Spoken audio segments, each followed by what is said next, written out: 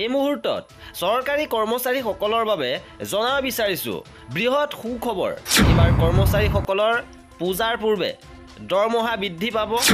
লগতে 18 মাহৰ দিয়ে 8 পে কমিশ্যনক লৈও গুৰুত্বপূৰ্ণ খবৰ। পূজাৰ পূৰ্বে ডাঙৰ উপহাৰ পাব। চৰকাৰী কৰ্মচাৰীৰ বাঢ়িব নেকি দৰমহা?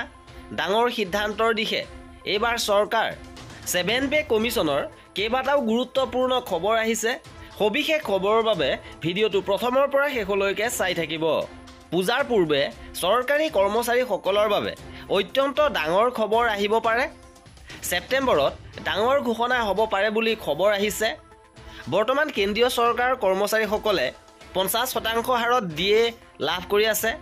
অৱসৰপ্ৰাপ্ত কৰ্মচাৰীসকলে 53% হাৰত দিয়াৰ লাভ কৰে।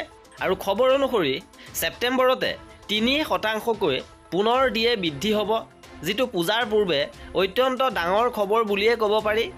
লগতে ইতিমধ্যে কেন্দ্ৰীয় চৰকাৰৰ কৰ্মচাৰীসকলে 18 মাহৰ দিয়ে এৰিয়াৰ নাপাব বুলি স্পষ্ট কৰি দিছে কেন্দ্ৰই। কাৰণ কৰ্মচাৰীসকলৰ 18 মাহৰ দিয়ে বকেয়াক লৈ প্ৰশ্ন উত্থাপন হৈ আহিছে। ইয়াক লৈ সংসদত প্ৰশ্ন উত্থাপন কৰাত জানিব পৰা গৈছিল যে কৰোনা সংক্ৰমণৰ সময়ত 18 মাহৰ দিয়ে এৰিয়াৰ সংক্ৰান্তীয় ডাঙৰ তথ্য পোৱা গৈছে। জানিব পৰা মতে কেন্দ্ৰীয় চৰকাৰে কৰোনা সংক্ৰমণৰ সময়ৰ 18 মাহৰ দিয়ে এৰিয়াৰ দিয়াৰ কথা ভবা নাই, কিয়নো সেই সময়ত অৰ্থনীতিৰ অৱস্থা অত্যন্ত বেয়া আছিলে আৰু সেই টকা এতিয়া দিয়া সম্ভৱ নহয়। কিছুদিন পূৰ্বে বিষয়টো স্পষ্টকৈ জনাইছে বিত্ত বিভাগৰ ৰাজ্যিক মন্ত্ৰী পংকজ চৌধুৰীয়ে।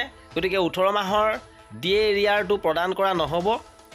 লগতে জনাইছে যে কেন্দ্ৰীয় চৰকাৰৰ ফালৰ পৰা সিদ্ধান্ত লোৱা হৈছে যে 1 জানুৱাৰী 2020ৰ পৰা 1 জানুৱাৰী 2021 এই সময়ত কৰোনাৰ বাবে 3 বাৰ দিয়ে বৃদ্ধি পোৱা নাছিলে। সেই সময়ত অৰ্থনৈতিক অৱস্থা মুঠেও ভাল নাছিল আৰু সেইবাবে বৰ্তমান কেন্দ্ৰীয় চৰকাৰে সেই 18 মাহৰ দিয়ে দিয়াৰ এৰিয়াক লৈ কোনো চিন্তা ভাৱনা কৰা নাই, কিন্তু দিয়ে বৃদ্ধি ঘোষণা কৰা হ'ব।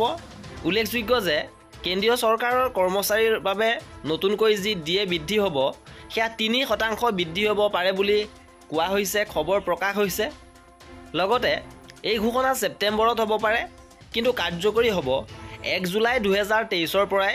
ফলত চৰকাৰী কৰ্মচাৰীৰ 3% দিয়ে বৃদ্ধি লৈ বৰ্তমান সন্তুষ্ট থাকিব লাগিব। ইপিনে 18 মাহৰ দিয়ে এৰিয়াৰ লগে লগে 8ম বেতন আয়োগক লৈও কোনো খবৰ বৰ্তমান নাই। আৰু এয়া আছিল আজিৰ ভিডিঅ'টোত। কৰ্মচাৰীসকলৰ এনেধৰণৰ খা খবৰৰ বাবে আমাৰ চেনেলটো ছাবস্ক্ৰাইব কৰি ৰাখিব। ভিডিঅ'টো শেষলৈকে চোৱাৰ বাবে বহুত ধন্যবাদ।